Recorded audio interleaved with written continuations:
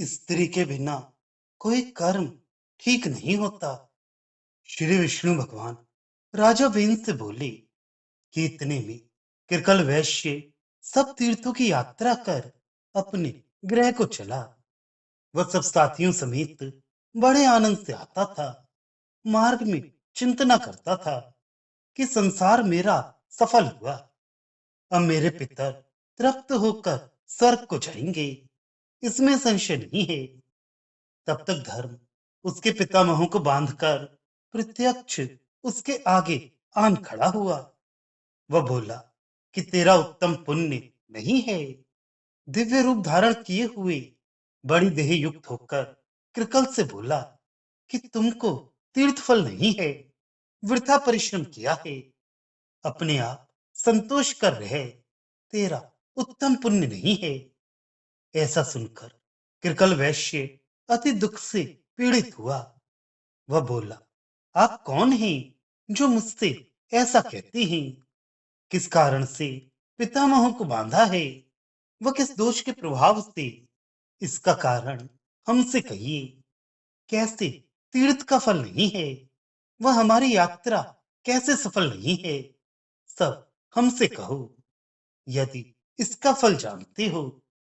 तब धर्म बोले कि जो कोई पवित्र अत्यंत पुण्य कारिणी अपनी भार्या को छोड़कर तीर्थ यात्रा आदि धर्म करने जाता है, उसके पुण्य का सब फल वृथा हो जाता है, इसमें संशय नहीं है। धर्माचार में पर पुण्य रूप, साधु व्रत में परायण, पातिव्रत में रत, सुगुणवती व पुण्य के ऊपर वत्सल अपनी भार्या का परित्याग करके जो कोई धर्म कार्य करने जाती हैं, उनका किया हुआ धर्म सब वृथा हो जाता है, इसमें संशय नहीं है।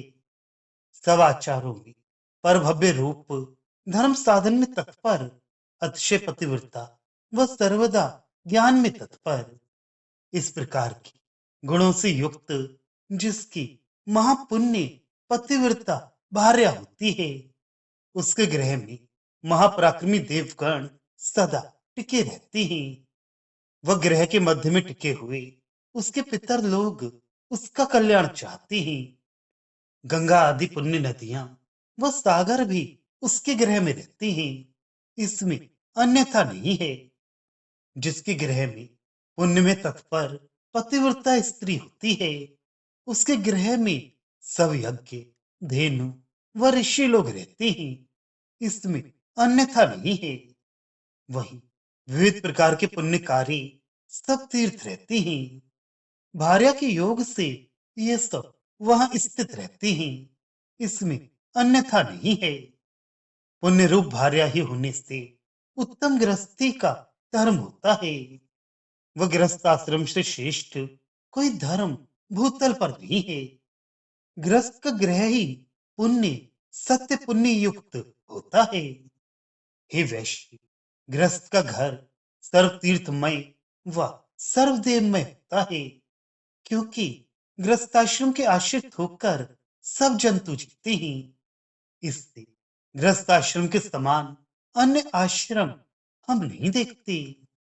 जिस पुरुष के घर में मंत्र, अग्निहोत्र, देवताओं की पूजा होती, सब सनातन धर्म, दान, आचार वर्तमान रहते हैं। इस प्रकार जो भार्या से हीन होता है, उसका घर वन समान है। यज्ञ और अनेक प्रकार के दान सिद्ध नहीं होते। स्त्रीहीन पुरुष के महाव्रत, सब पुण्यकारी, अनेक प्रकार के धर्म कर्म सिद्ध नहीं होते।